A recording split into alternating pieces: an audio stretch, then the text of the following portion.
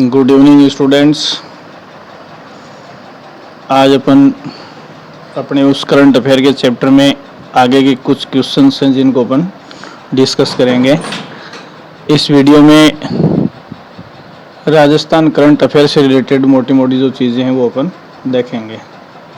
देखिए, इसमें पहला प्रश्न आपके सामने स्क्रीन पर है। राजस्थान निर्यात संवर्धन परिषद की बैठक में, तो देखो यहाँ ये चीज आप ध्यान से देखेंगे, औद्योगिक विकास को विश्व पटल पर ऊंचाइयां देना, ये किसका उद्देश्य है? देखो आप, ये राजस्थान निर्यात संवर्धन परिषद का उद्देश्य है। क्या है? राजस्थान के औद्योगिक विकास को विश्व स्तरीय बनाना। ठीक है। और ये देखो सवाल आपके सामने 20 से 22 मार्च 2023 तक जोधपुर के EPCH सेंटर बोरोनाडा औद्योगिक क्षेत्र में अंतर्राष्ट्रीय व्यापार मेले का आयोजन किया गया। तो सवाल की मोस्ट डिजायर्ड जो लैंग्वेज है वो ये है कि मार्च 2023 में, देखना, मार्च 2023 में अंतर्राष्ट्रीय व्यापार मेले का आयोजन कहाँ किया गया? तो बोरोनाडा औद्योगिक क्षेत्र जोधपुर। अंतर्राष्ट्रीय व्यापार मेले का आयोजन कहाँ किया गया? बोरोनाडा औद्योगिक क्षेत्र जोधपुर में। पहला सवाल ये है, बस इतना ही ध्यान में रखना है इसको। दूसरा देखो, ये जयपुर में अपने जो ऑफिसर्स ट्रेनिंग सेंटर है OTS, उसका नाम ये देखो हरीशचंद्र माथुर लोक प्रशिक्षण संस्थान। यहाँ RS वगैरह की भर्ती के बाद में ट्रेनिंग दी जाती है। तो राज्य में लोक सेवकों को प्रशिक्षण देने का स्थान जो है वो जयपुर में है और उसका नाम है हरीशचंद्र माथुर लोक प्रशिक्षण संस्थान। यहाँ देखो स्टेट रोड सेफ्टी इंस्टीट्यूट खोला गया है। तो दूसरी बड़ी चीज देखो क्या है, इसी संस्थान के अंदर स्टेट रोड सेफ्टी इंस्टीट्यूट खोला गया है। तो पहली बात तो आप ये देखेंगे कि लोक प्रशिक्षण संस्थान हरीशचंद्र माथुर है और इसी सेंटर में। तो आपके लिए जो लेटेस्ट सवाल है वो ये है, हाल ही में रोड सेफ्टी इंस्टीट्यूट कहाँ खोला गया है? तो अगर शहर की बात की जाए तो जयपुर, और जयपुर के कौन से संस्थान में? हरीशचंद्र माथुर लोक प्रशिक्षण संस्थान में ये खोला गया है। ठीक है। और ये देखो, पिछले साल रोड सेफ्टी एक्ट बनाया था राज्य सरकार ने और उसी के तहत राजस्थान पब्लिक ट्रांसपोर्ट अथॉरिटी का गठन किया गया। तो ये सारी चीजें आप छोड़ सकते हो, केवल ये समझने के लिए मैंने आपको बताया है कि जयपुर के हरीशचंद्र माथुर लोक प्रशिक्षण संस्थान में रोड सेफ्टी इंस्टीट्यूट खोला गया है। तो सवाल, एकमात्र सवाल इस सेंटेंस में है कि रोड सेफ्टी इंस्टीट्यूट कहाँ खोला है? जयपुर में। कौन से संस्थान में? हरीशचंद्र माथुर लोक प्रशिक्षण संस्थान में ये रोड सेफ्टी सेंटर खोला गया है। ठीक है। दूसरा देखिए, अभी राजस्थान के स्कूल एवं संस्कृत विभाग, तो देखो अपने शिक्षा के, राजस्थान में शिक्षा के मुद्दे हैं वो 4 भागों में बटे हुए हैं। संस्कृत शिक्षा, स्कूल शिक्षा, कॉलेज शिक्षा और तकनीकी शिक्षा, उच्च शिक्षा और तकनीकी शिक्षा। तो यहाँ देखिए स्कूल शिक्षा और संस्कृत शिक्षा विभाग दोनों ने जयपुर के शासन सचिवालय में, अब ये देखिए शिक्षा विभाग की विभागीय नियमावली किस वर्ष जारी की गई? 2021 में।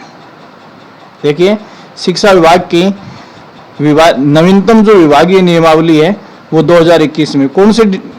स्कूल शिक्षा, स्कूल एजुकेशन जिसमें 12वीं तक की है, और संस्कृत शिक्षा जिसमें संस्कृत एजुकेशन आती है। तो देखो ये लगभग 24 साल बाद में नई नियमावली जारी की गई है। इससे पहले शिक्षा विभाग की नियमावली 1997 में जारी की गई थी। तो नवीनतम शिक्षा नियमावली, एकमात्र सवाल है इसमें, राज्य के संस्कृत और स्कूल शिक्षा विभाग की नवीनतम नियमावली किस वर्ष जारी की गई है? 2021 में। बिल्कुल शॉर्ट में देखना आपको, बाकी एक बार रीड आउट करके पूरे को छोड़ दो, बार बार रिपीट करने की जरूरत नहीं है। इससे पहले ये नियमावली 2021 की थी। ठीक है। नेक्स्ट अपन देखेंगे, अगली जो चीज आपको ध्यान में रखनी है वो देखो, कोचिंग संस्थानों में जो बच्चे पढ़ रहे हैं उन बच्चों को फ्लैगशिप योजनाओं की जानकारी दी जाएगी। मतलब राज्य सरकार कोचिंग लेने वाले बच्चों के लिए। तो इसमें आपको ध्यान में रखना है ये कौन सा विभाग जो है वो ऐसा कार्य कर रहा है? जनसंपर्क विभाग। जो आपकी सुजस मैगजीन वगैरह वो यही डिपार्टमेंट छापता है, सूचना एवं जनसंपर्क विभाग। इसने कोचिंग संस्थाओं में बच्चों को सूजस मोबाइल ऐप, सूजस ई बुलेटिन, वीडियो बुलेटिन और सूजस आवाज़, ये सारी चीज़ें, तो आपको ये चीज़ें ध्यान में रखने की जरूरत नहीं। तो हाल ही में सवाल की मोस्ट डिजायर्ड लैंग्वेज, एकमात्र लैंग्वेज कि कोचिंग संस्थानों में बच्चों को राज्य सरकार की फ्लैगशिप योजनाओं के बारे में जानकारी देने का काम कौन सा विभाग करेगा? सूचना एवं जनसंपर्क विभाग करेगा। फ्लैगशिप योजनाओं की किसके माध्यम से, कौन से बच्चों को? कोचिंग संस्थाओं के बच्चों को जो कोचिंग वगैरह ले रहे हैं भर्तियों के लिए। देखो इन सब में एक एक सवाल है जो मैं आपको डिस्कस कर रहा हूँ। 5वां सवाल आप हम देखेंगे कि उद्योग एवं वाणिज्य के क्षेत्र के नवीनतम सेक्टर वेबसाइटों का लोकार्पण, ये लोकार्पण शॉर्ट में लिखा गया है। अब देखो वेब माई वे, ये देखना वेब माई वे एकमात्र सवाल है जो इस सेंटेंस में इंपॉर्टेंट है। उद्योग एवं वाणिज्य क्षेत्र से संबंधित 15 विभागों की जानकारी एक साथ प्रदर्शित की है। तो उद्योग एवं वाणिज्य के क्षेत्र, देखो वेब माई वे, इसका संबंध किससे? केवल वाणिज्य क्षेत्र के, और उद्योग एवं वाणिज्य से संबंधित 15 विभागों की जानकारी जो है वो इस वेबसाइट पर, देखो सेक्टर वेबसाइट, तो ये वेब माई वे ये क्या है? एक नई वेबसाइट है। तो इस वेबसाइट के ऊपर उद्योग एवं वाणिज्य विभाग से संबंधित 15 डिपार्टमेंट की जानकारी मिलेगी। तो वेब माई वे, तो इस शब्द के साथ केवल उद्योग एवं वाणिज्य क्षेत्र जोड़ेंगे इसमें, केवल इतना सा। सवाल की लैंग्वेज कुछ भी बने, आपको ये 2 की स्टोन है या जो कीवर्ड है वाणिज्य एवं उद्योग विभाग से संबंधित है। वेब माई वे क्या है? एक वेबसाइट है, बस वेबसाइटों का लोकार्पण। ये चीज आपको ध्यान में रखनी है। टोटल 15 डिपार्टमेंट की जानकारी इससे दी जाएगी। तो उद्योग एवं वाणिज्य विभाग को वेब माई वे के साथ जोड़ेंगे। सिर्फ एक एक वर्ड ध्यान में रखने हैं, बाकी कुछ भी नहीं देखना आपको। सेंटेंस कोई जरूरी नहीं है जैसा मैंने लिखा हुआ वैसा ही हो, लेकिन जितना जो कीवर्ड बता रहा हूं उससे उत्तर सवाल हो जाएगा। नेक्स्ट आप देखिए 2 फरवरी 2023 को जो ग्राम पंचायत न्यूनतम सदस्य संख्या 300 सहित एवं अन्य मानदंड पूरा करेगी और हिस्सा राशि 3 लाख रुपए जमा करा देगी, वहां ग्राम सेवा सहकारी समिति का गठन प्राथमिकता के साथ कर दिया जाएगा। देखो जिन गांवों में ग्राम सेवा सहकारी का गठन राज्य सरकार करने जा रही है उनके लिए सदस्य संख्या 300 और डिपॉजिट राशि 3 लाख रुपए रखी गई है। तो कोऑपरेटिव सोसाइटी का गठन जो है वो प्राथमिकता के साथ राज्य सरकार किन ग्राम पंचायतों में करेगी? जिनमें कोऑपरेटिव सोसाइटी के सदस्यों की संख्या न्यूनतम 300 हो जाएगी और वो 3 लाख रुपए की जो राशि है जमा करवा देंगे। ये 2 शर्तें हैं। अगर जिस ग्राम पंचायत में 300 सदस्य सहकारी समिति के हो जाएंगे और 3 लाख रुपए की राशि जमा करवा देंगे, उनमें सरकार फटाफट या प्राथमिकता के साथ सहकारी समिति का गठन कर देगी। ये दोनों कंडीशन ध्यान में रखनी है। फिर अगला 7वां सवाल देखिए, भगवान महावीर कैंसर चिकित्सालय ये कहाँ है? जयपुर में है। हम सब जानते हैं भगवान महावीर कैंसर चिकित्सालय। अब देखो ये आपको ध्यान में रखना है, कैंसर जांच आपके द्वार, कैंसर जांच आपके द्वार, ये किस हॉस्पिटल ने शुरू किया ये अभियान? महावीर कैंसर चिकित्सालय जयपुर ने इसकी शुरुआत की है। ठीक है, और देखो हर घर जाकर कैंसर की जो जांच है वो इस औषधालय की ओर से की जाएगी, डोर टू डोर कैंसर। तो ये इस हॉस्पिटल का नाम इस योजना के साथ आपको, अभियान के साथ आपको ध्यान में रखना है। 8वां सवाल देखिए, देखो 5 फरवरी 2022 को नई दिल्ली के बीकानेर हाउस, तो पहली बात तो देखिए बीकानेर हाउस कहाँ स्थित है? नई दिल्ली में स्थित है। ऐसे कई बार पूछ लेते हैं राजस्थान हाउस कहाँ स्थित है? ये भी नई दिल्ली में है। देखो बीकानेर हाउस नई दिल्ली में है, राजस्थान हाउस नई दिल्ली में है। ये दोनों सवाल पूछे गए हैं। ठीक है, नई दिल्ली के बीकानेर हाउस में आधुनिक एवं समकालीन कला संस्कृति की झलक लिए हुए स्कल्पचर, ये देखिए स्कल्पचर पार्क का उद्घाटन, ये देखो स्कल्पचर पार्क का उद्घाटन नई दिल्ली के बीकानेर हाउस में किया गया है। कहाँ किया गया है? बीकानेर हाउस में किया गया है। तो अगर शहर का नाम पूछा जाए तो देखो दिल्ली हो जाएगा। हाल ही में राज्य सरकार ने स्कल्पचर हाउस का उद्घाटन कहाँ किया है? दिल्ली में। दिल्ली में कौन से स्थान पर? बीकानेर हाउस में किया है। तो ये दूसरी बात, एक चीज और भी ध्यान में रखेंगे थोड़ा सा, हाल ही में, जैसे इसको यूं बना देते हैं कि दिल्ली के बीकानेर हाउस में हाल ही में स्कल्पचर पार्क का उद्घाटन किया गया है। इसका उद्देश्य है, तो देखो इसका उद्देश्य आधुनिक एवं समकालीन कला और संस्कृति की झलक, हमारे कल्चर से संबंधित हो। तो स्कल्पचर पार्क का संबंध राजस्थान की संस्कृति से है, ये बात भी ध्यान रखेंगे। स्कल्पचर पार्क का संबंध किससे है? राजस्थान की संस्कृति से है। नवा सवाल देखिए आप, 6 फरवरी 2023 को प्रदेश में अफ्रीकन स्वाइन फ्लू, ये ध्यान रखना, या अफ्रीकन स्वाइन फीवर जो है, फ्लू बुखार होता है एक तरह से, अफ्रीकन स्वाइन फ्लू या फीवर के मामलों को गंभीरता से लेते हुए पशुपालन विभाग ने प्रदेश के प्रत्येक जिले में ब्लॉक स्तरीय दलों का गठन किया। ठीक है, तो एक तो ये देखो अफ्रीकन स्वाइन फीवर को हाल ही में पशुपालन विभाग ने, राजस्थान के पशुपालन विभाग ने गंभीरता से लेकर ब्लॉक स्तर पर दल गठित किए थे। कोई बड़ी बात नहीं। शुक्रवंशीय संक्रमित पशु, तो देखो सुअरवंश के जो संक्रमित पशु हैं, ठीक है, उनसे इसका प्रसारण होता है। फिर यहाँ देखिए नीचे वाला रीड आउट करके छोड़ देना, अफ्रीकन स्वाइन फीवर घरेलू और जंगली सूअरों में होने वाली एक अधिक संक्रमण रक्तस्रावी वायरल बीमारी है। तो पहली बात तो अफ्रीकन स्वाइन फीवर जो है बैक्टीरियल है, वायरल है, ऐसे सवाल पूछ लेते हैं। तो अफ्रीकन जो स्वाइन फीवर जो है वो कैसी बीमारी है? ये बीमारी है वायरल डिजीज है, वायरस से फैलती है। किससे फैलती है? वायरस से फैलती है। ये चीज़ ध्यान में रखेंगे आप। एक तो किससे फैलती है? वायरस से फैलती है। दूसरी चीज़ आप इसमें देखेंगे कि ये वायरल डिजीज जो है, इसका संक्रमण किससे? ब्लड टू ब्लड होता है। किस वंश से संबंधित है? सुअर वंश से। और ये देखो कई बार जैसे घरेलू और जंगली सुअर दे देते हैं, तो दोनों के ब्लड के माध्यम से इसका संक्रमण होता है। ठीक है, इसके ये बुखार, अवसाद, एनोरेक्सिया, भूख में कमी, स्किन से ब्लड निकलना, डायरिया या लूज मोशन जैसी पशुओं में शिकायतें होती हैं। तो ये सारी चीज़ें जो हैं वो अभी देखो डेट देखो फरवरी 2023 में इसको लेकर राजस्थान सरकार का जो पशुपालन विभाग है वो सीरियस हुआ था और ब्लॉक स्तर पर इसके कंट्रोल के लिए कुछ टीमें गठित की थी। तो यहाँ देखो राजस्थान के टोटल 7 जिलों से सैंपल लेके भेजे गए थे। कितने जिलों से सैंपल लेके भेजे गए थे? कहाँ? भोपाल इंस्टीट्यूट को, भोपाल जो रोग इंस्टीट्यूट है वहाँ से पैथोलॉजिक जांच के लिए 7 जिलों से सैंपल भेजे थे। बीकानेर, गंगानगर, हनुमानगढ़, चूरू, भरतपुर और जयपुर से। और इन सैंपल्स में इस संस्थान ने ये रिपोर्ट दी हमें कि राजस्थान में H5N1 एवियन इन्फ्लुएंजा की पुष्टि नहीं हुई है। तो हमें जो खतरा था वो इस वायरस का था, H5N1 का। जो सभी जितने सैंपल इन 7 जिलों से भेजे गए थे, सभी के जो रिपोर्ट हैं वो कैसी आई है? नेगेटिव आई है। ये चीज़ आप ध्यान में रखेंगे। फिर देखिए 7 फरवरी 2023 को चित्तौड़ जिले के निम्बाहेड़ा के फाचर अरिहान ग्राम पंचायत, ये नाम ध्यान में रखेंगे, इंपॉर्टेंट है एग्जाम के लिए। फाचर अरिहान ग्राम पंचायत, जिला कौन सा है? चित्तौड़गढ़ है। वहाँ वंडर सीमेंट लिमिटेड के सहयोग से ये देखो प्रथम मिशन एकलव्य ज्ञान केंद्र का उद्घाटन किया गया है। तो देखो मिशन एकलव्य ज्ञान केंद्र का उद्घाटन फाचर अरिहान, ये गांव का नाम है, कहाँ का? चित्तौड़गढ़ का।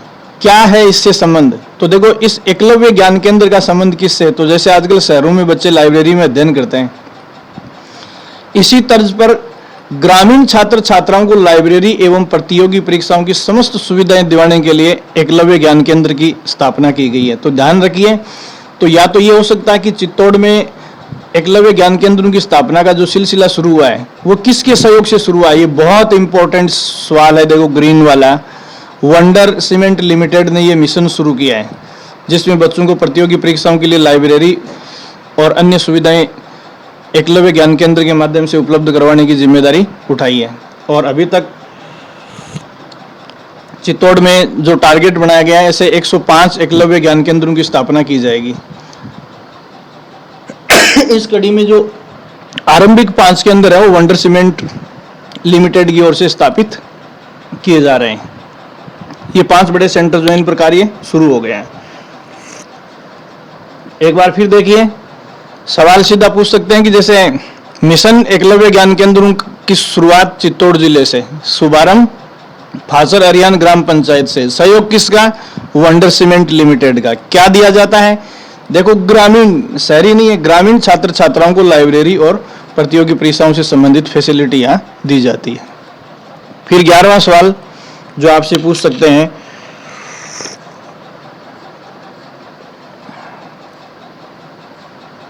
यहां देखिए, ये सवाल हाल ही में भारत सरकार की किस मिनी रत्न कंपनी के साथ राजस्थान अक्षय ऊर्जा निगम लिमिटेड के लिए जयपुर में joint venture share holding agreement संपादित हुआ है।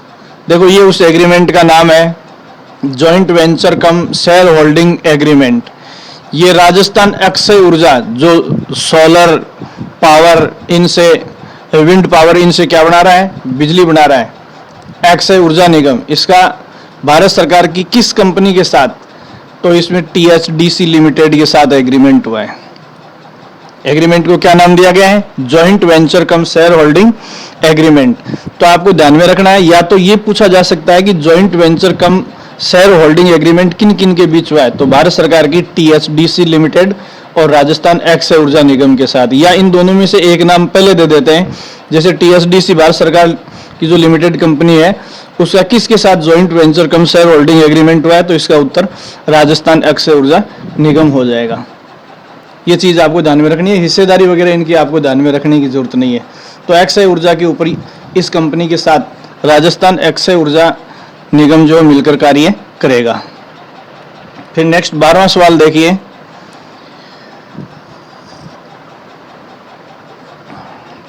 ये शब्द है आपके लिए एग्जाम के लिए इंपॉर्टेंट, इसको आप अंडरलाइन कीजिए, साइड में लिख लीजिए। सर्वोदय दिवस। देखो, सर्वोदय दिवस मनाना शुरू किया है, तो पहली बात तो मैं आपको बता दूं कि सर्वोदय दिवस जो 30 जनवरी 2023 को मनाया गया है, इसका उद्देश्य पशु पक्षियों के वध को निषेध करना है। पशु पक्षियों के वध या उनकी बलि देने को निषेध करने के लिए ये महात्मा गांधी का जो शहीद दिवस है, 30 जनवरी 1948 को महात्मा गांधी को नाथूराम गोडसे ने गोली मारी थी, जिसको अपन शहीद दिवस के रूप में मनाते हैं। तो इसी डेट को पशु पक्षियों के वध का निषेध करने के लिए कौन सा दिवस डिक्लेयर किया गया है, सर्वोदय दिवस मनाया गया है। दूसरी बात देखो, ये सर्वोदय दिवस किसने मनाया है, तो यहाँ ये दो चीजें आप ध्यान में रखेंगे। दो जॉइंट डिपार्टमेंट का कार्य है, पहला है राजस्थान पशुपालन विभाग और दूसरा है जीव जंतु कल्याण बोर्ड। इन दोनों ने मिलकर, राजस्थान पशुपालन विभाग और जीव जंतु कल्याण बोर्ड दोनों ने मिलकर इस साल 30 जनवरी 2023 को कौन सा दिवस मनाया है, सर्वोदय दिवस। और सर्वोदय दिवस का उद्देश्य क्या है, पशु पक्षियों के वध को निषेधित करना। अगला सवाल जो 13वां सवाल आप देखेंगे, ये बहुत बड़ा सवाल है, डेल्फिक काउंसिल ऑफ राजस्थान। ये ध्यान दीजिए आप, डेल्फिक काउंसिल ऑफ राजस्थान, इसने जयपुर के जवाहर कला केंद्र में डेल्फिक गेम्स की शुरुआत की है। देखो, डेल्फिक गेम्स जो हैं ये बेसिकली ग्रीस, एथेंस या यूनान ऐसा शब्द हो सकता है, वहाँ से इन खेलों की शुरुआत हुई थी। और ये बेसिकली गेम्स जो हैं वो किससे जुड़े हुए हैं, तो देखो आपको मैं बता दूं कि इनका संबंध जो है वो सांस्कृतिक आयामों से है, अपने कल्चर से जुड़ी हुई सारी एक्टिविटी से इसका संबंध है। और जनरली डेल्फिक जो गेम्स हैं इनका विदेशों में आयोजन होता है। कहाँ होता है, विदेशों में आयोजन होता है। ये पहला अवसर है जब राजस्थान में डेल्फिक गेम्स का आयोजन किया गया है, तो इसलिए अपने आप में ये सवाल इंपॉर्टेंट है। आज तक के इतिहास में डेल्फिक गेम्स का आयोजन राजस्थान की धरती पर नहीं हुआ है, तो राजस्थान में पहली बार डेल्फिक गेम्स का आयोजन जो है वो जयपुर के जवाहर कला केंद्र में आयोजित हुए। ठीक है, और जवाहर कला केंद्र में ये गेम्स आयोजित करवाने के लिए राजस्थान सरकार ने डेल्फिक काउंसिल ऑफ राजस्थान का गठन किया था, इसी परिषद ने ये आयोजन करवाया है। फिर दूसरा देखिए, अंतर्राष्ट्रीय स्तर पर डेल्फिक गेम्स का आयोजन अब तक 4 बार हुआ है, और उनमें से ये चौथी बार जो आयोजन है, या राजस्थान में पहली बार इसका आयोजन हुआ है। ये पहला अवसर था जब राजस्थान में नहीं, भारत में भी इसका आयोजन पहली बार हुआ है। तो राजस्थान पहला राज्य हो गया है जिसने ये क्षेत्रीय स्तर पर डेल्फिक गेम्स का आयोजन जो है वो करवाया। इससे पहले भारत के किसी भी राज्य में डेल्फिक गेम्स का आयोजन नहीं हुआ है। अब देखो, यहाँ से या तो ये सवाल पूछा जा सकता है कि डेल्फिक गेम्स का आयोजन जो है वो किस केंद्र पर हुआ, या फिर दूसरी चीज आपसे जो पूछी जा सकती है वो ये पूछी जा सकती है, जॉय ऑफ चाइल्डहुड। तो देखो, डेल्फिक गेम्स के दौरान जॉय ऑफ चाइल्डहुड ये फोटोग्राफी फोटोग्राफिक एल्बम, इस विषय पर राजेश कुमार सोनी को प्रथम पुरस्कार और उदय डंगाएच को द्वितीय स्थान दिया गया। तो यहाँ केवल ये ध्यान में रखना, जॉय ऑफ चाइल्डहुड विषय जो है इस पर काम किसने किया है? राजेश कुमार सोनी ने किया। इसी को प्रथम पुरस्कार इसमें डेल्फिक गेम्स में दिया गया है। बाकी नीचे की चीज़ें अगर किसी बुक में मिलती हैं तो आप इनको छोड़ सकते हो। ये सिकंदर खान का नाम या अविनाश मेहता का नाम भी आप छोड़ सकते हो। केवल ये एक जो रचना है जॉय ऑफ चाइल्डहुड किसकी है? राजेश कुमार सोनी की है, जिसके लिए डेल्फिक गेम्स में इसको सम्मानित किया गया है। 14वां सवाल जो आपको इसमें देखना है देखिए, सवाल का हर कंटेंट आपको अलग अलग रंग में दिख रहा है। पहली बात तो ये है उष्ट संरक्षण योजना, मतलब ऊंट संरक्षण योजना। ठीक है, तो सीधी सी बात है कि इसका ऊंट के संवर्धन के लिए इस योजना को राज्य सरकार लेके आई है, कुछ विशेष देखने की जरूरत नहीं है। अब देखो यहाँ ऊंट के संबंध में भी, जैसे ऊंट दूध डेयरी है या किसी विशेष पर्पज से ऊंट का इस्तेमाल है, कई ऑप्शन दे सकते हैं। तो यहाँ आपको जो की स्टोन वर्ड ध्यान में रखना है वो ये है ऊंट प्रजनन। तो देखो, ब्रीडिंग को, ऊंट की प्रजाति में ब्रीडिंग या प्रजनन को प्रोत्साहित करने के लिए उष्ट संरक्षण योजना है। ये ध्यान रखना है। ऊंट पर अनुसंधान दे दिया, ऊंट प्रजनन दे दिया, तो उष्ट संरक्षण योजना का संबंध किससे है? ऊंट प्रजनन से है। ये ठीक ऐसे ही है जैसे अपने बेटी बचाओ बेटी पढ़ाओ अभियान या जो अन्य सरकार की योजना है, उसी तरह पशुओं में भी बेनिफिट्स दिए जाते हैं। तो जैसे पहली बार ऊंट प्रजनन करता है तो उस दौरान 5,000 रुपये की प्रोत्साहन राशि जो है ऊंट के मालिक को दी जाती है। और ये 5-5 हज़ार रुपये की जो राशि है वो कितनी बार दी जाती है? एक प्रजनन के लिए 2 बार दी जाती है, पशुपालक को दी जाती है। तो सीधी सी बात यह है कि आपको ध्यान रखना है उष्ट संरक्षण योजना का संबंध ऊंट प्रजनन से है और एक बार प्रजनन के लिए 10,000 रुपये की राशि है, लेकिन वो 2 किस्तों में 5-5 हज़ार के हिसाब से। दूसरी बात, ये सब चीज़ें आपको देखने नहीं है कि मतलब ये सारे ऑनलाइन पोर्टल के ऊपर इस योजना के तहत जो सहायता राशि वो अपन लेने के लिए आवेदन कर सकते हैं। तो इसको आप पूरे बीच वाले पोर्शन को छोड़ सकते हो। केवल ये 2 जो कीवर्ड है इनको आप ध्यान में रखेंगे। दूसरा सवाल इसके संबंध में यदि आपसे पूछा जा सकता है तो देखो, पंत कृषि भवन कहाँ स्थित है? तो पहली बात तो पंत कृषि भवन जयपुर में स्थित है। ठीक है, और यहाँ इंटीग्रेटेड वेब एप्लीकेशन पोर्टल का निर्माण किया गया है। पंत कृषि भवन जयपुर कहने का मतलब इस योजना को कंडक्ट करने की जिम्मेदारी पंत कृषि भवन जयपुर को दी गई है और इसी ने ऑनलाइन पोर्टल या जो एप्लीकेशन है वो डिजाइन किया है। फिर नेक्स्ट 15वां सवाल देखिए, इसमें ये 12 फरवरी 2023 का सवाल है, जिसमें आप देखेंगे प्रधानमंत्री नरेंद्र मोदी ने राजस्थान के दौसा जिले में, पहली बात तो इस स्थान का नाम बहुत इंपॉर्टेंट है, बहुत बहुत बहुत इंपॉर्टेंट सवाल है। प्रधानमंत्री नरेंद्र मोदी ने अभी DMIC के लिए प्रथम खंड का लोकार्पण कहाँ किया है? दौसा में। ये 246 किलोमीटर लंबे इस एक्सप्रेस वे का उद्घाटन जो है वो 12 फरवरी को, डेट भी ध्यान में रखने, 12 फरवरी 2023 को। मैं आपको इससे संबंधित कुछ चीज़ें आपको बता देता हूँ।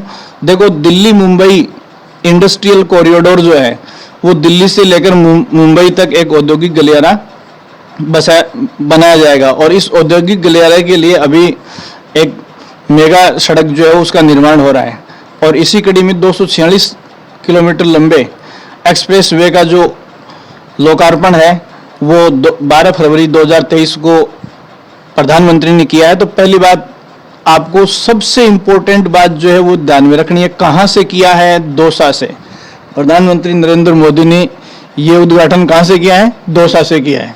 ठीक है, और इसको नाम क्या दिया गया है? इस 246 किलोमीटर लंबे मार्ग को दिल्ली दौसा लालसोट, दिल्ली दौसा लालसोट एक्सप्रेस वे का उद्घाटन। तो ये होगा सवाल में, दिल्ली दौसा लालसोट एक्सप्रेस वे का उद्घाटन दौसा से किस तिथि को? 12 फरवरी 2023 को प्रधानमंत्री ने किया है।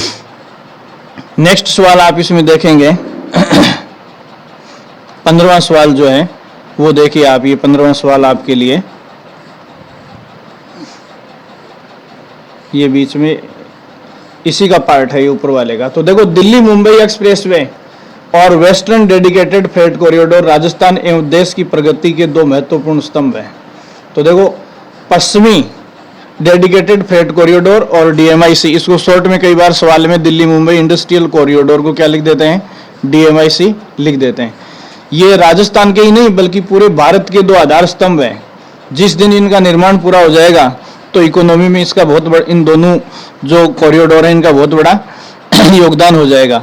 ये दोनों ही परियोजनाएं मुंबई दिल्ली आर्थिक गलियारे को मजबूत करेंगी।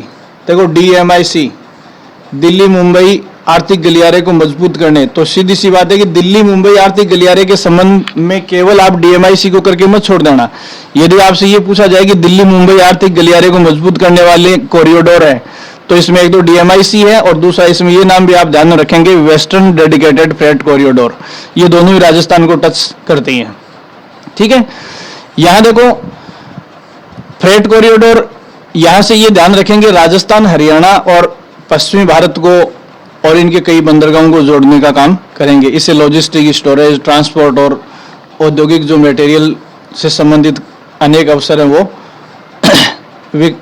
तैयार होंगे या पैदा होंगे। देखो ये जिस अपन दिल्ली मुंबई एक्सप्रेसवे की बात करें, देखो अभी फर्स्ट चरण का उद्घाटन फरवरी में प्रधानमंत्री ने किया है, तो ये देश का सबसे लंबा एक्सप्रेस वे होगा। DMIC देश का सबसे लंबा एक्सप्रेस वे होगा जिस दिन ये बन जाएगा। अभी इसका लोकार्पण किया है, बनने के बाद में देश का सबसे बड़ा एक्सप्रेस वे ये बन जाएगा। दूसरी बात देखो DMIC जो कॉरिडोर है इसमें टोटल 6 राज्य होंगे।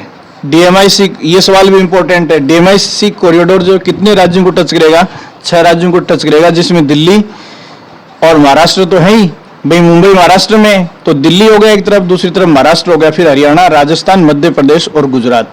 तो यहाँ क्वेश्चन की मोस्ट डिजायर्ड जो लैंग्वेज है वो क्या रहती है कि DMIC प्रोजेक्ट का संबंध निम्न में से किस राज्य से नहीं है? तो या तो 3 इनमें से देके चौथा कोई और दे देते हैं, या फिर 2-2 के सेट दे देते हैं, जैसे दिल्ली हरियाणा दे दिया, हरियाणा राजस्थान दे दिया, मध्य प्रदेश उत्तर प्रदेश दे दिया, गुजरात महाराष्ट्र दे दिया। तो इसमें अभी मैंने यूपी का नाम बोला है, तो यूपी इस कॉरिडोर में शामिल नहीं है। तो सवाल को आपको ध्यान में रखना है कि ऑप्शन में पूछने की संभावना ये रहती है कि निम्न में से कौन सा राज्य जो है वो DMIC कॉरिडोर में नहीं है। तो या तो एक राज्य का नाम हो सकता है, या 2-2 का हो सकता है, 3-3 के होने की उम्मीद नहीं है। तो 2-2 के सेट करने के हिसाब से आप देखेंगे तो इनको टच करने वाले जो जैसे मध्य प्रदेश, छत्तीसगढ़, यूपी, इनमें से किसी का नाम दे देते हैं, तो आप ध्यान रखेंगे कि वो इसमें शामिल नहीं है। दूसरी बात देखो, अपने राजस्थान के 2 शहर जो है वो DMIC पर आएंगे, ये ध्यान रखना। तो राजस्थान के कौन से 2 शहर DMIC कॉरिडोर पर हैं? एक तो कोटा आएगा और दूसरा जयपुर आएगा।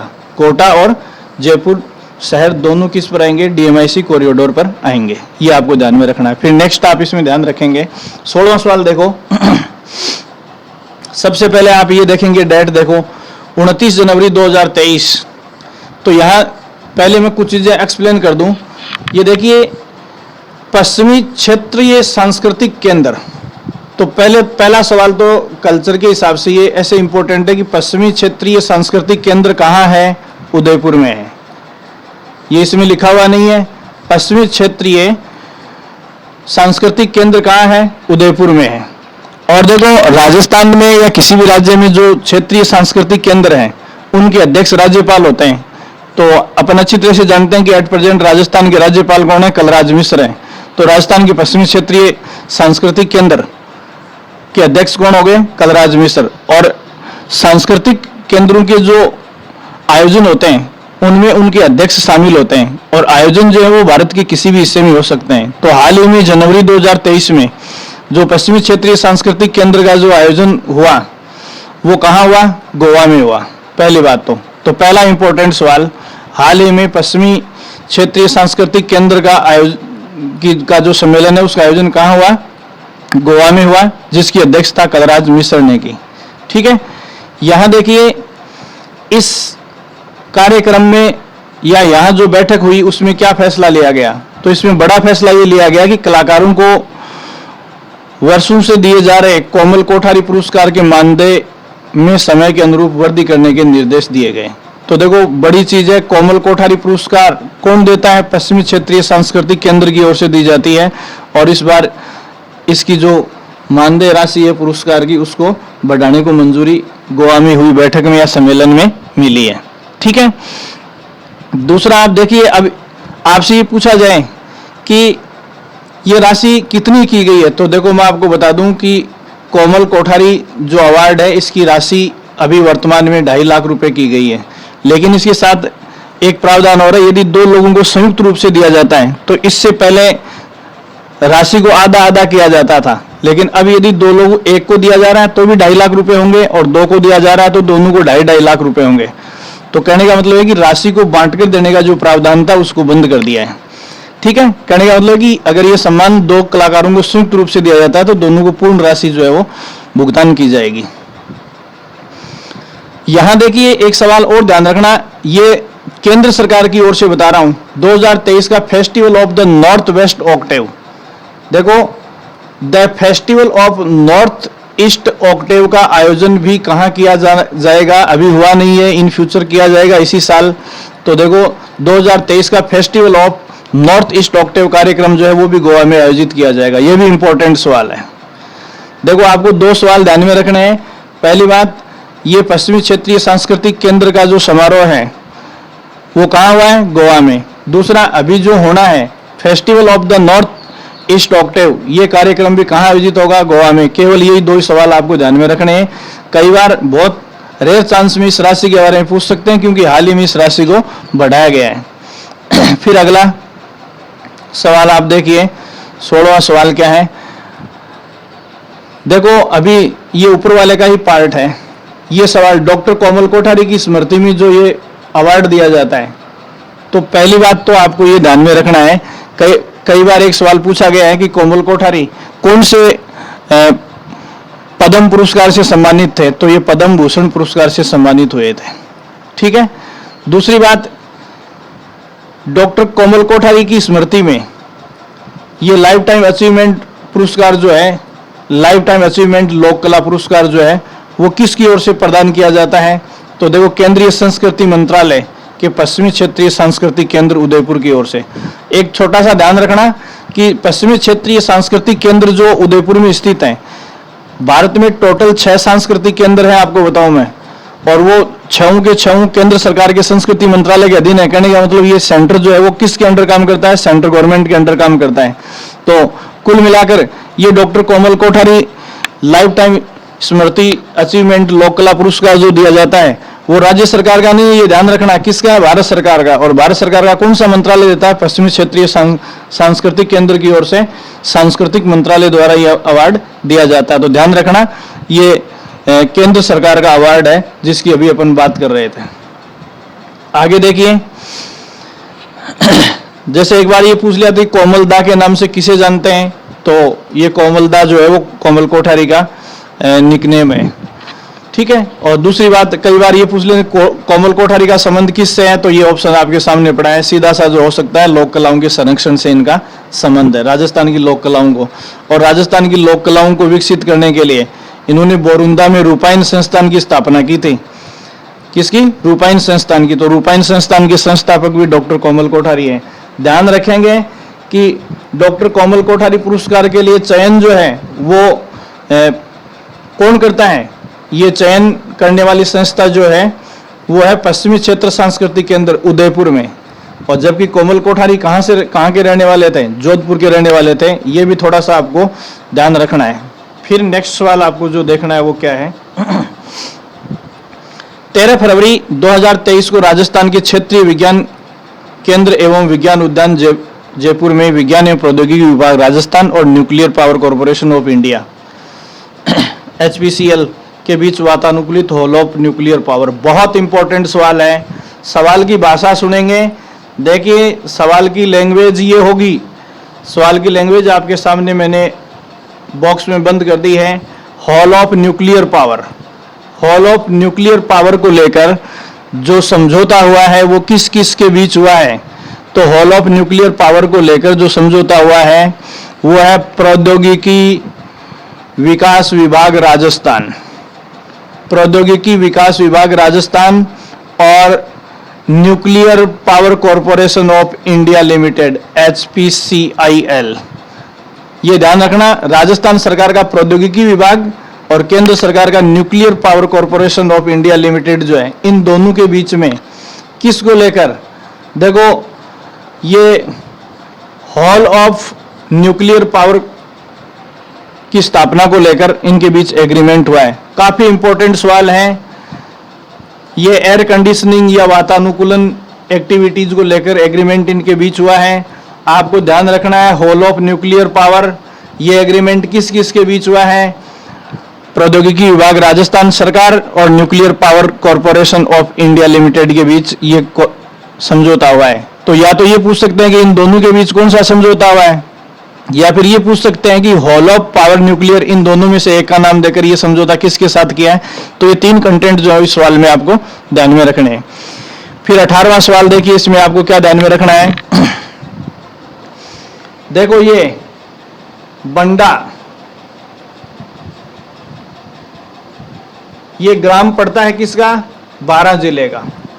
ठीक है, अब देखना श्री महावीर गौशाला कल्याण संस्थान। तो देखो अभी मैंने आपको बताया एक महावीर कैंसर औषधालय जयपुर का है और महावीर गौशाला कल्याण संस्थान किसका है? 12 का है। ठीक है, ध्यान रखेंगे यहां से क्या है, ये इसको आप थोड़ा शुद्ध कर लेना, ये निःशुल्क है। तो देखो ये एक ऐसा औषधालय है जहां हाल ही में राज्य सरकार ने मोबाइल ट्रॉमा सेंटर शुरू किया है और यहाँ पशु पक्षियों का निःशुल्क इलाज किया जाएगा। अब ये देखो ये संस्थान तो आपको ध्यान में रखना है। एक तो ये बंडा गांव कहाँ का है? 12 का है, जहां महावीर गौशाला कल्याण संस्थान की ओर से निर्मित किया गया है। तो ये भी देखो ये एक ट्रस्ट का है, सरकारी औषधालय नहीं है। किसका है? ट्रस्ट का है। और ट्रस्ट के इस हॉस्पिटल में मोबाइल ट्रॉमा सेंटर की शुरुआत की गई है। ध्यान रखेंगे 12 या बंडा ग्राम पंचायत में ये मोबाइल ट्रॉमा सेंटर शुरू किया गया पशु पक्षियों के अस्पताल का। इंपॉर्टेंट सवाल है ये, इस संस्थान का नाम या इस ट्रस्ट का नाम आपको ध्यान में रखना है। फिर 19वां सवाल देखिए, इसमें क्या है, क्या पूछ सकते हैं आपसे। तो देखो मुख्यमंत्री कामधेनु बीमा योजना, ध्यान रखेंगे मुख्यमंत्री कामधेनु बीमा योजना। इसकी डेट आपको नहीं देखनी है, मैंने इसमें डाली भी नहीं है, डेट इतनी ज्यादा इंपॉर्टेंट है भी नहीं। क्या किया जाता है? देखो इसमें एक पशुपालक के अधिकतम 2 दुधारू पशु, चाहे वो गाय हो या भैंस हो, तो एक परिवार के कितने दुधारू पशु? 2 पशु हो, कितने रुपए का? 40 हजार रुपए का इंश्योरेंस किया जाएगा। और जिनका इंश्योरेंस किया जाएगा उनका ये निःशुल्क है, निःशुल्क टीकाकरण किया जाएगा। ठीक है, निःशुल्क टीकाकरण किया जाएगा। तो 40 हजार रुपए का बीमा और प्लस निःशुल्क वैक्सीनेशन। अधिकतम एक परिवार के कितने दुधारू पशु? 2, उसमें गाय हो सकती हैं, भैंस हो सकती हैं, गाय और भैंस हो सकती हैं। योजना का नाम आपको ध्यान में रखना है, मुख्यमंत्री कामधेनु बीमा योजना। ये देखो 20वां सवाल देखिए आप, इसमें क्या देखेंगे?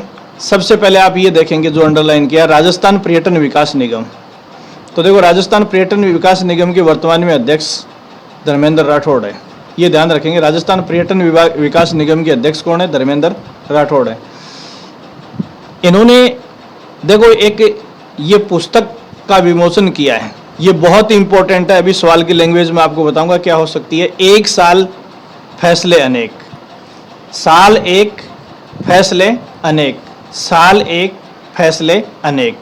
क्या है ये? राजस्थान पर्यटन विकास निगम की ओर से या आरटीडीसी की ओर से अपनी उपलब्धियों और नीतिगत फैसलों पर इस पुस्तक का विमोचन किया गया है। इस पुस्तक का विमोचन किया है और ये आरटीडीसी के चेयरपर्सन धर्मेंद्र राठौड़ ने अपने 1 साल की उपलब्धियों के ऊपर विमोचन किया। तो 1 साल 1 फैसले पुस्तिका का विमोचन किस विभाग की ओर से किया गया है? आदमी का नाम इंपॉर्टेंट नहीं है यहाँ। देखो हाल ही में अपनी उपलब्धियों और नीतिगत निर्णयों पर प्रकाशित साल 1 फैसले अनेक पुस्तिका का विमोचन किस विभाग ने किया है?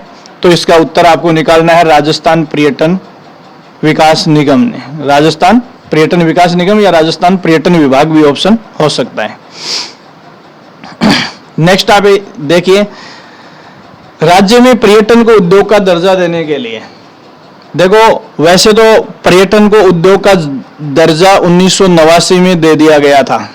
आपको बता दूं कि अगर पर्यटन को इंडस्ट्री या उद्योग का दर्जा की बात है तो आपको 1989 ही इसका ऑप्शन करना है। फिर भी देखो इसमें पर्यटन को उद्योग का दर्जा देने की कड़ी में राजस्थान फिल्म पर्यटन प्रोत्साहन नीति, बस सीधा आपको केवल यही ध्यान रखना है कि ये किस वर्ष जारी की गई है। राजस्थान फिल्म पर्यटन प्रोत्साहन नीति 2022 लागू की गई है। बाकी जो मैंने लिखा है वो केवल आपको सेंटेंस की फ्रेमिंग के लिए है। केवल साल आपको ध्यान में रखना है, किस वर्ष राजस्थान फिल्म पर्यटन प्रोत्साहन नीति को लागू किया गया है, 2022। ये सवाल ध्यान में रखना है। फिर आगे आप देखिए 22वां सवाल क्या कहता है। राज्य सरकार द्वारा शीघ्र ही राज्य भूजल संरक्षण एवं प्रबंधन प्राधिकरण का गठन किया जाएगा। ये मैटर नहीं है याद करने के लिए, ज्यादा रटने की जरूरत नहीं इसको। फिर वर्तमान में भूजल आकलन की नवीनतम रिपोर्ट, ये इंपॉर्टेंट है, यहां से कई बार सवाल पुट हो जाता है। तो हाल ही में जो भूजल आकलन है या भूमिगत जल के ऊपर जो रिपोर्ट प्रकाशित हुई है वो 31 मार्च 2022 को प्रकाशित हुई थी। इसमें आपको क्या ध्यान में रखना है, तो देखो राज्य में 295 ब्लॉक और 7 शहरी क्षेत्र ऐसे हैं जो संवेदनशील है जल संरक्षण को लेकर। बाकी पूरी रिपोर्ट ये नीचे लिखी हुई है, आपको देखने की जरूरत नहीं है। खाली 295 ब्लॉक और 7 शहरी क्षेत्र, या केवल ब्लॉक की संख्या याद रख लेना, कितने ब्लॉक, 295 ब्लॉक भूमिगत जल को लेकर सेंसिटिव रेंज में है। ये संख्या आपको ध्यान में रखनी है। पूरे बाकी पैसेज को आप अगर रीड आउट करना चाहो तो ठीक है, नहीं तो नहीं करो तो भी कोई फर्क नहीं पड़ता। केवल मार्च 2022 की रिपोर्ट के अनुसार कितने ब्लॉक संवेदनशील हैं, 295 ब्लॉक संवेदनशील हैं। फिर नेक्स्ट सवाल देखिए, ये शब्द देखिए सांबर लेक, जयपुर में है ये सांबर झील। तो यहां देखो इस पर फरवरी 2023 में 17 से 19 फरवरी तक राजस्थान पर्यटन विभाग की ओर से सांबर फेस्टिवल का आयोजन किया गया था। तो देखो ये और कोई सवाल नहीं बनता, किस विभाग की ओर से, पर्यटन विभाग की ओर से। कौन सा फेस्टिवल, सांबर फेस्टिवल का आयोजन किया गया था। केवल डिपार्टमेंट का नाम आपको ध्यान में रखना है। ये फेस्टिवल का आयोजन जो राजस्थान पर्यटन विभाग द्वारा किया गया था। ठीक है, तो इसमें एक बाइक रैली निकली थी जयपुर से लेकर सांबर झील तक। ज़्यादा ध्यान देने की जरूरत नहीं है, जो मैटर लिखा हुआ है इसको छोड़ सकते हो आप, केवल डिपार्टमेंट का नाम इसमें आप ध्यान रखेंगे। 24वां सवाल देखिए, ये 2 मंदिरों के सर्किट को विकसित करने के लिए हाल ही में देखो नाथ द्वारा मंदिर संशोधन विधेयक किस वर्ष का है, 2022 का, और श्री सांवलिया जी मंदिर संशोधन विधेयक 2022 का। रेयर चांस है, लेकिन कभी कभार जब अटपटा सवाल आता है तो ऐसी चीज डाल देते हैं। तो इन दोनों मंदिरों के लिए 2022 में संशोधन विधेयक प्रस्तुत किए गए थे या अधिनियम पारित किए थे। ज्यादा रटने की जरूरत नहीं है, केवल दोनों मंदिरों के नाम और 2022 इतना ही ध्यान में रखना है। नेक्स्ट 25वां सवाल देखिए, यहां ये देखना रोज 100 2023, ये रोज का मतलब यहां गुलाब वाला है, ROSE वाला। रोज का मीनिंग किससे है, गुलाब वाले से। तो रोज 100 2023 का आयोजन जो है वो the rose society of Rajasthan की ओर से किया गया था। केवल शहर का नाम ध्यान में रखना है। रोज 100 2023 का आयोजन जो है वो फरवरी 2023 में कहाँ किया गया, जयपुर में। ये आपको ध्यान में रखना है। या ये 48वां रोज शो था राजस्थान का। केवल स्थान का नाम ध्यान में रखना है, कहाँ आयोजित किया गया, जयपुर में। जयपुर के सिटी पार्क में इस रोज शो का आयोजन किया गया था। नेक्स्ट आप इसमें देखिए 26वां सवाल क्या कहता है। 17 फरवरी 2023 को राज्य सरकार ने अधिसूचना जारी कर प्रदेश के 15 जिलों के 7,834 ग्राम अभावग्रस्त घोषित किए गए। ये अधिसूचना 31 मार्च 2023 तक लागू रहेगी 12 जिले के। अब देखो सवाल यही ध्यान में रखना है, ये लास्ट में मैंने बॉक्स में कर दिया है कि फरवरी 2023 में राज्य सरकार ने जिन जिलों के गांवों को अभावग्रस्त घोषित किया है तो उन जिलों की संख्या कितनी है, 15। एक तो ये ध्यान में रखना है, राज्य सरकार ने अपनी हालिया रिपोर्ट में कितने जिलों के ग्रामीण क्षेत्रों को अभावग्रस्त घोषित किया है, 15 जिलों का। और सर्वाधिक ग्राम इस रिपोर्ट में किस जिले के हैं, 12 जिले के हैं। बाकी आप सब छोड़ सकते हो। देखिए इसमें अगला सवाल जो है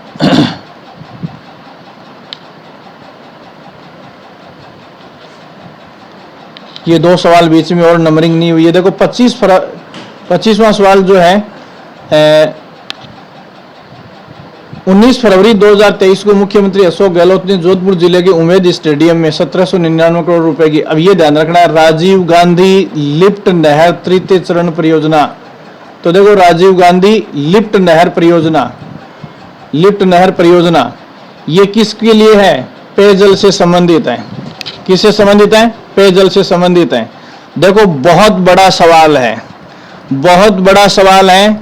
देखो क्या सवाल है, राजीव गांधी लिफ्ट नहर तृतीय चरण परियोजना का शिलान्यास। राजीव गांधी लिफ्ट नहर तृतीय चरण परियोजना का शिलान्यास किस संबंध में, पेयजल को लेकर। किन जिलों के लिए, जोधपुर, पाली और बाड़मेर में अगले 30 साल तक पीने के पानी की कमी नहीं आए, इसलिए ये जारी किया गया है। ठीक है, ये चीज आप ध्यान में रखेंगे। तो यहां ये सवाल अपने आप में बहुत बड़ा है, इस सवाल को आप ध्यान रखेंगे। राजीव गांधी जो लिफ्ट नहर है या कैनाल जो है, इसका उद्घाटन शिलान्यास जो है वो जोधपुर के उमेद स्टेडियम से किया गया है। जोधपुर के उमेद स्टेडियम से किया गया है। ठीक है, तो जोधपुर के उमेद स्टेडियम से ये जो शिलान्यास किया गया है, इस योजना का संबंध किससे है, इस योजना का संबंध पेयजल से है। किससे है, इस योजना का संबंध पेयजल से है। ठीक है, दूसरी बात, इसमें पेयजल से संबंधित इन तीनों जिलों के नाम रटने हैं आपको। इन तीनों जिलों के नाम आपको रटने हैं। क्या क्या है, जोधपुर, पाली और बाड़मेर।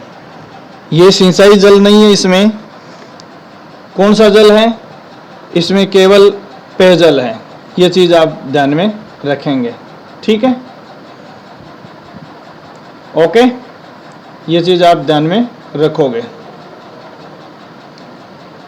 अगला सवाल आप देखिए, इसमें देखो, इससे जोधपुर शहर के साथ ही फलोदी, पिपाड़, बिलाड़, ये सब आपको देखना नहीं है, एक बार रीड आउट करके आप छोड़ सकते हो। गांव का सिस्टम जो है आपको ध्यान नहीं देना है। फिर देखिए 27वां सवाल देखिए, 27 फरवरी 2023 को भगवान श्री देवनारायण की जयंती में राज्य में राजकीय अवकाश घोषित करने के प्रस्ताव को मंजूरी दी गई। इस वर्ष भगवान देवनारायण की, ये ध्यान में रखना है। देखो, ये मंजूरी वाली डेट नहीं है, 28 तारीख को इनकी जयंती थी, 28 जनवरी को। तो देखो देवनारायण की कौन सी जयंती मनाई गई, बस केवल टेट्रावन 1111वीं जयंती जो है वो मनाई गई थी।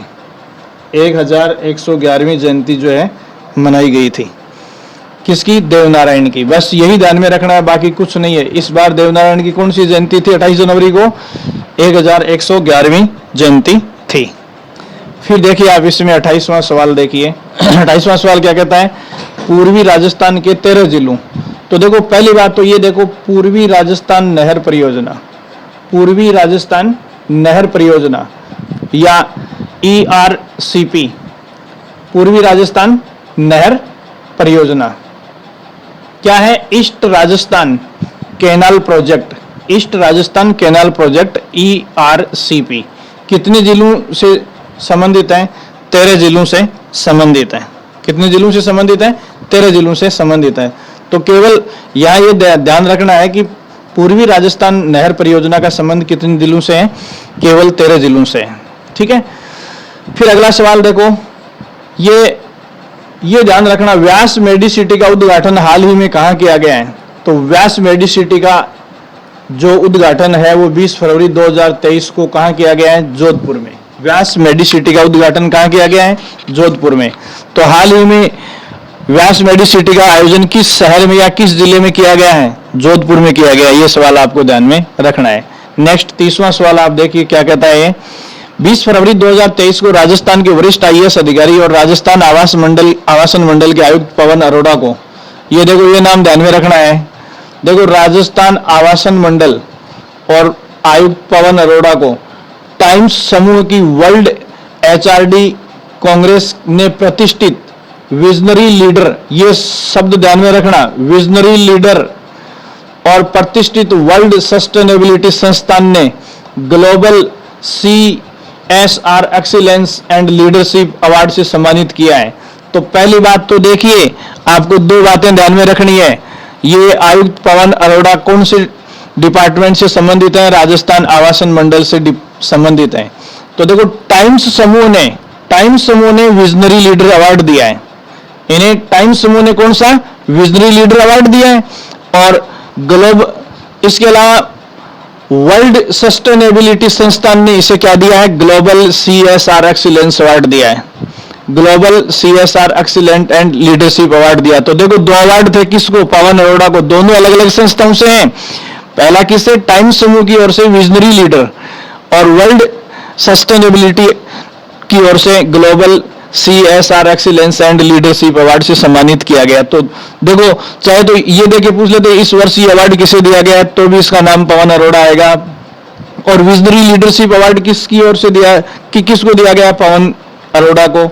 ये किसने दिया? ऊपर वाला टाइम्स ग्रुप ने, और नीचे वाला किसने दिया? वर्ल्ड सस्टेनेबिलिटी संस्थान द्वारा। तो दोनों अलग अलग संस्थान है जिन्होंने अपना अपना अवार्ड इनको दिया है। ये चीज आप ध्यान में रखेंगे। फिर 31वां सवाल देखिए क्या कहता है। जियोलॉजिकल सर्वे ऑफ इंडिया को मिनरल एक्सप्लोरेशन के दौरान, ये देखो जो भूगर्भ में खनिज पदार्थ है उनका सर्वे जियोलॉजिकल सर्वे ऑफ इंडिया करता है। देखो भूगर्भीय खनिज पदार्थों का सर्वेक्षण कौन करता है? जियोलॉजिकल सर्वे ऑफ इंडिया करता है। एक बात तो ये ध्यान में रखेंगे। अब देखो इस हाल ही में राजस्थान में जियोलॉजिकल सर्वे ऑफ इंडिया द्वारा जो सर्वे किए गए उनमें अगर किसी नए खनिज पदार्थ या भंडारण के बारे में आपसे सवाल पूछा जा सकता है। बहुत इंपॉर्टेंट सवाल है इस टॉपिक में। देखिए इस टॉपिक को आप इंपॉर्टेंट मानेंगे दोस्त। ये दरीबा कहाँ पड़ता है? सीकर। सीकर जिले के दरीबा में कॉपर बेस मेटल के भंडार मिले हैं। तो हाल ही में जियोलॉजिकल सर्वे ऑफ इंडिया को कॉपर बेस मेटल के भंडार दरीबा में मिले हैं। ये किस जिले में है? सीकर में। या सीकर के किस क्षेत्र में? दरीबा में।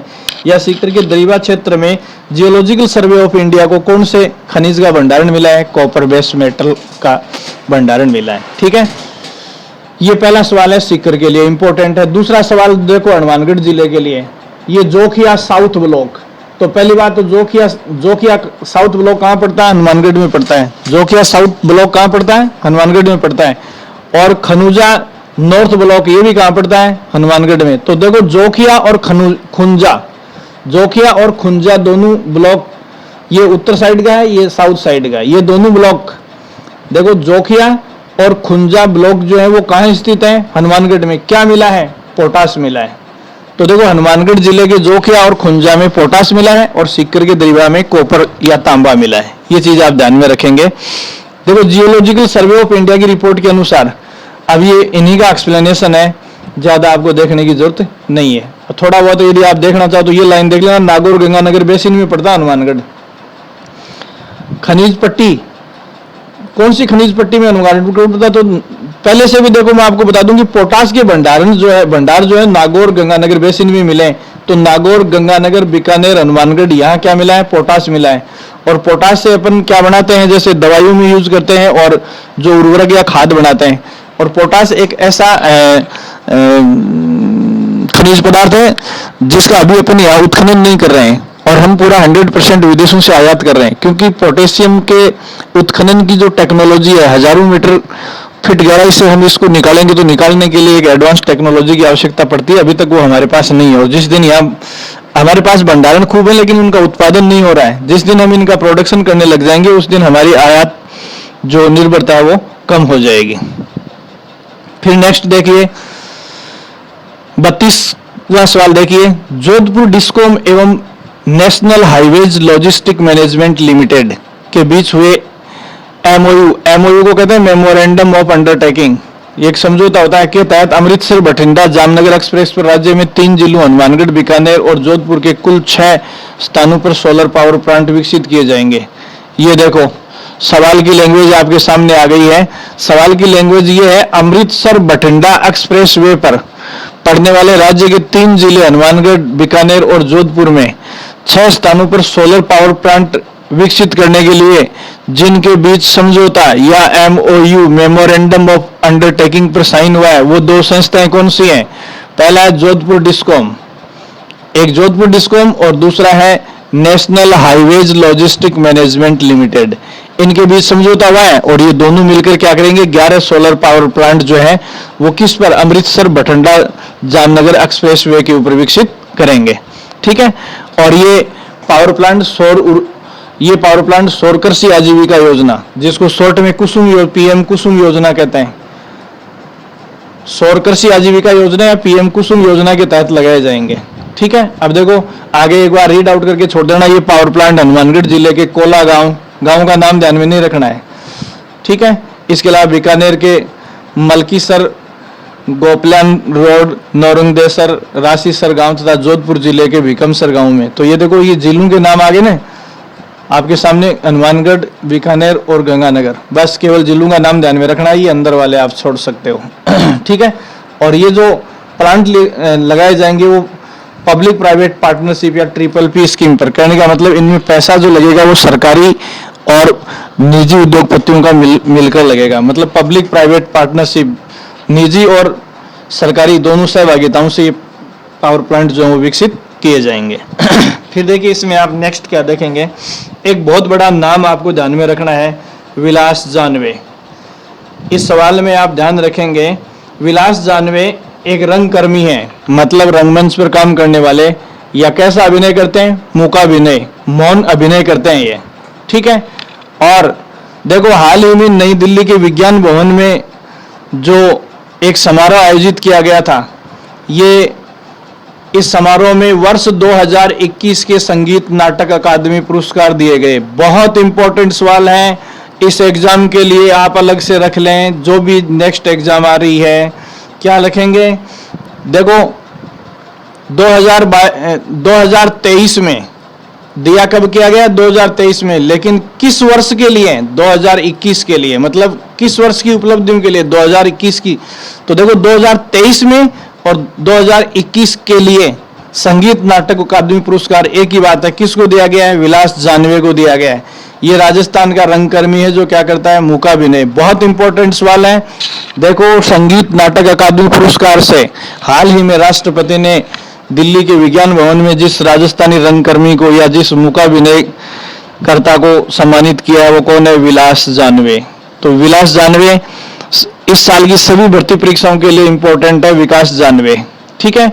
देखो इस अवसर पर देश के 128 कलाकारों को अकादमी द्वारा पुरस्कार मिला। मूकाभिनय में प्रतिष्ठित पुरस्कार प्राप्त करने वाले देश के 5वें कलाकार हैं। इससे पहले मूकाभिनय में काम करने वाले 4 लोगों को और ये मिल गया है, 5वां आदमी है ये मूकाभिनय। अब देखो पहला सवाल, इसका नाम।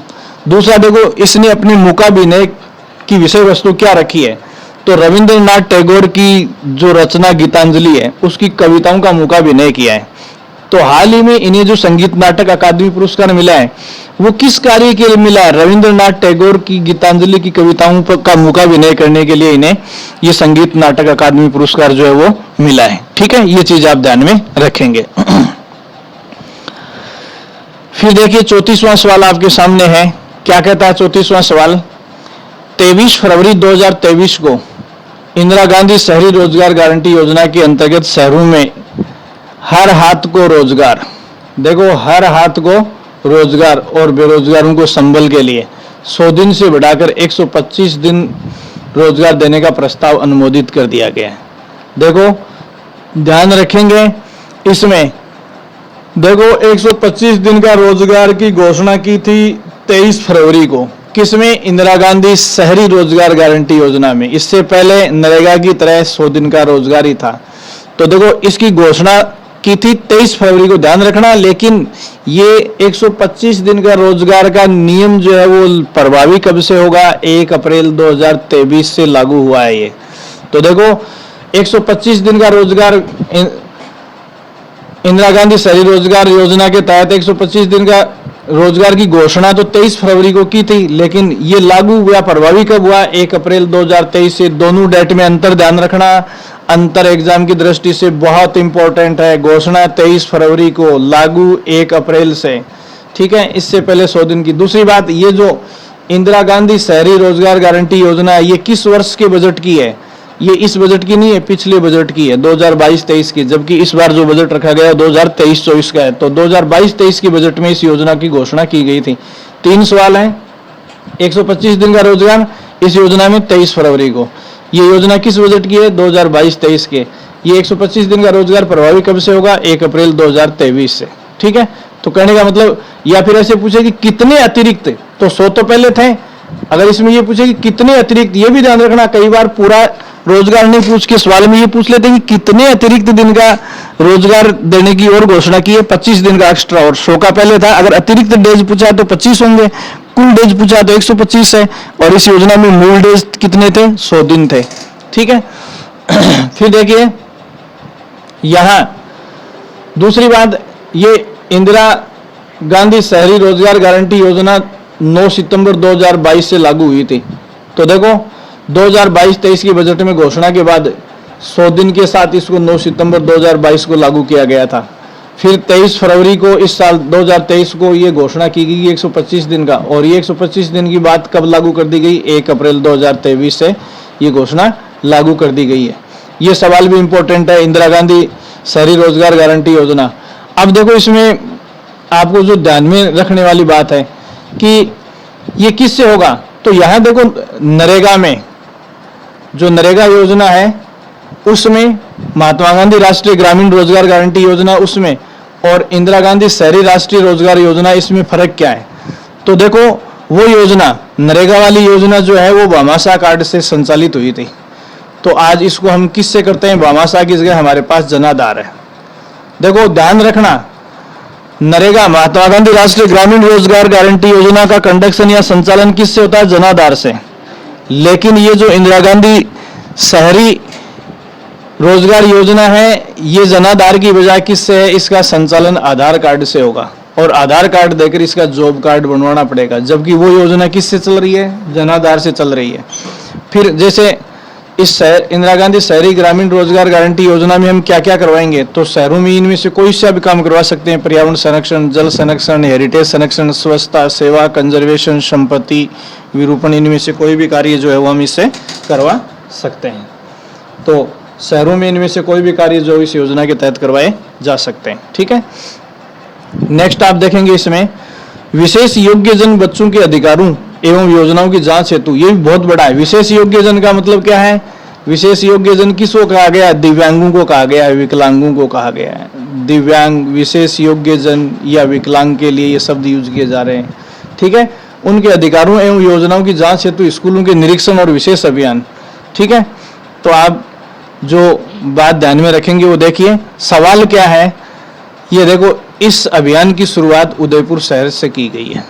तो देखो शहरी स्कूल विकलांगों का स्कूलों में अधिकारों और योजनाओं से संबंधित उनकी जांच, जो निरीक्षण है, इनसे संबंधित जो कार्य है सामाजिक अधिकारिता एवं बाल विकास अधिकारिता विभाग की संयुक्त टीम द्वारा। तो ये कार्य विशेष योग्यजन के अधिकारों और योजनाओं से संबंधित जांच का कार्य जो है वो कहाँ से शुरू हुआ है? उदयपुर से शुरू हुआ है। ठीक है, देखो नीचे लिखा है प्रदेश में पहली बार इस तरह का अभियान शुरू हुआ है। मतलब बच्चे स्कूल जाते हैं तो उनके विकलांगों के लिए स्कूल में चढ़ने के लिए रैंप है या नहीं है, उनके अधिकारों को प्रोटेक्ट किया जा रहा है या नहीं किया जा रहा है, इस संबंध में जो कार्य है, कार्यक्रम जो है वो कहाँ से शुरू हुआ है? ये कार्यक्रम जो है वो उदयपुर से शुरू हुआ है। फिर 36वां सवाल देखिए, इसमें क्या है? 24 फरवरी 2023 को इंडिया टुडे ग्रुप, ये देखिए पहले ध्यान रखेंगे, इंडिया टुडे ग्रुप दिल्ली में आयोजित टूरिज्म एवं सर्वे अवार्ड समारोह में राजस्थान को बेस्ट एमर्जिंग, तो देखो इंडिया टुडे ग्रुप की ओर से इस वर्ष बेस्ट एमर्जिंग डेस्टिनेशन और मोस्ट सीनिक रोड अवार्ड से किसे सम्मानित किया है? राजस्थान को। तो देखो इंडिया टुडे ग्रुप ने ये शब्द ध्यान में रखना है, best emerging destination. Best emerging destination का पुरस्कार इंडिया टुडे ग्रुप ने किसे दिया है? राजस्थान को। तो यार इंडिया टुडे ग्रुप ने बेस्ट एमर्जिंग अवार्ड जो है, या यूं है कि राजस्थान को best emerging destination and most scenic road award जो है इसके लिए किस के द्वारा चुना गया है? तो इसका उत्तर बन जाएगा इंडिया टुडे ग्रुप द्वारा इसे चुना गया है। ठीक है, इंडिया टुडे ग्रुप द्वारा विभिन्न मानकों को दृष्टिगत रखते हुए राजस्थान को ये अवार्ड के लिए चुना गया है। देखो, और देखो ये राजस्थान को देखो बेस्ट एमर्जिंग डेस्टिनेशन पहुंचने के लिए मदद करने वाला जो फैक्टर है वो है सड़क। बेस्ट एमर्जिंग डेस्टिनेशन, तो ये देखो मुद्दा मिल जाएगा, दर्शनीय सड़कें। देश में सबसे अच्छी सड़कों के लिए इंडिया टुडे ने किसको चुना है? राजस्थान को। फिर देखो राजस्थान की उदयपुर से जोधपुर के मध्य बनी सड़क को देश की सर्वश्रेष्ठ दर्शनीय सड़क बताया है। ये देखो किस सड़क के लिए? उदयपुर टू जोधपुर। ये ध्यान रखना, इंडिया टुडे ने उदयपुर टू जोधपुर के बीच बनी जो सड़क है वो देश की सबसे दर्शनीय सड़क है, इसके लिए मोस्ट सीनिक रोड अवार्ड मिला है। इस सड़क को मोस्ट सीनिक रोड अवार्ड मिला है। और पूरी सड़कों के लिए अच्छे मानकों को पूरा करने के लिए बेस्ट इमर्जिंग डेस्टिनेशन सभी सड़कों के लिए और सबसे अच्छी सड़क के लिए क्या दिया जाता है, मोस्ट सीनिक रोड अवार्ड, जो किसको लिया, उदयपुर टू जोधपुर सड़क को दिया गया। ये चीज आपको ध्यान में रखनी है। नेक्स्ट आप 37वां सवाल देखिए। 26 फरवरी 2023 को राजस्थान की राजधानी जयपुर में हॉट डेस्टिनेशन बन चुके सिटी पार्क में द रोज सोसाइटी ऑफ, वही है मैंने बताया था 48वें रोज सोसाइटी शो का आयोजन जयपुर में किया गया। ये चीज आपको ध्यान में रखनी है, रिपीट हो गया ये सवाल।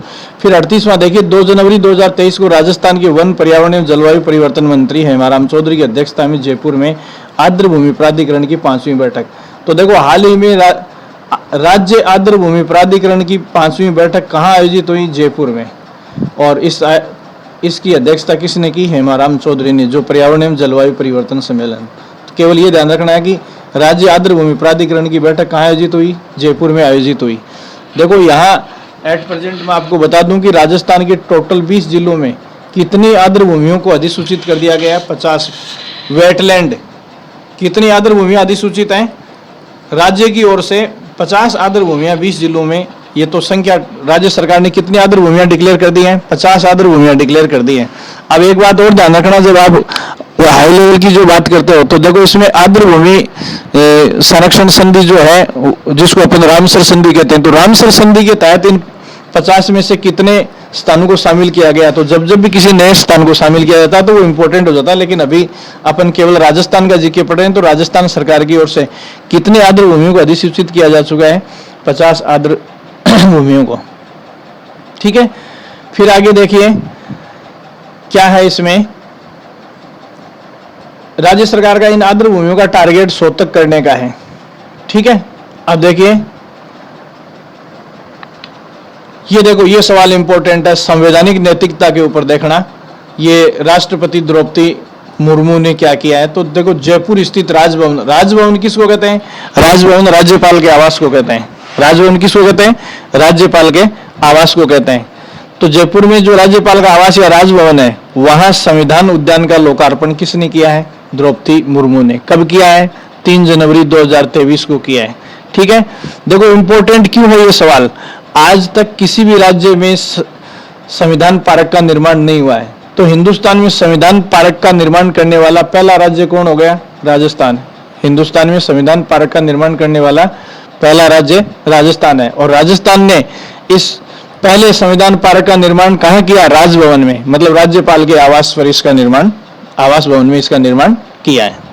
ठीक है, और ये जो तैयार किया है इस कौन सी योजना के तहत, तो स्मार्ट सिटी योजना चल रही है केंद्र सरकार की। केंद्र सरकार की स्मार्ट सिटी योजना के तहत इस संविधान पार्क का निर्माण किया गया है।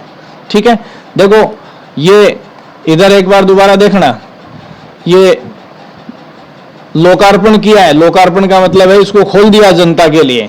लोकार्पण का मतलब होता है जनता के लिए खोल दिया गया है, बनकर तैयार हो गया है। और शिलान्यास का मतलब होता है कि बनाना शुरू करना। तो देखो इसको बनाना पिछले साल 26 जनवरी 2022 को बनाना शुरू किया था, और इसको कब, 3 जनवरी 2023 को, 1 साल से कम टाइम में तैयार करके इसको राजभवन में जनता के लिए खोल दिया गया है।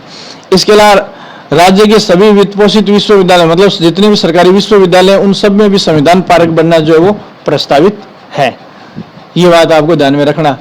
इसमें देखो संविधान पार्क में क्या होता है, संविधान के उद्देश्य होते हैं, भारतीय संस्कृति के जो आयाम है वो जुड़े हुए हैं, संविधान के 22 भागों का कला जो है वो संक्षिप्त में समावेश है, राजस्थान की कला संस्कृति, भारत की कला संस्कृति और आदर्शों को उसमें समाविष्ट किया गया है, संविधान की प्रस्तावना को। अब ये देखना यहाँ, ये इंपॉर्टेंट है, ये जो संविधान पार्क जयपुर में बना है उसके बारे में ये चीज देखेंगे।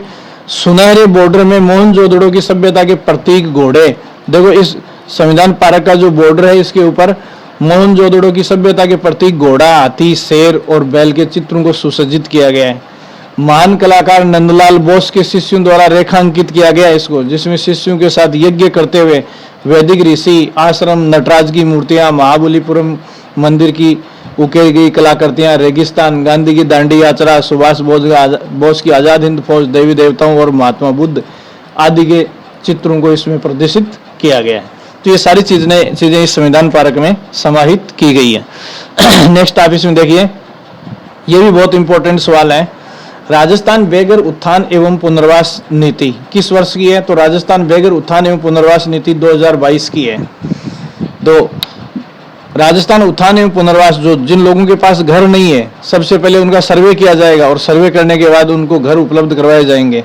घर उपलब्ध करवाने के मामले में इस योजना में क्या है, देखो ये बात ध्यान में रखनी है, 50 वर्ग फीट प्रति व्यक्ति न्यूनतम जगह।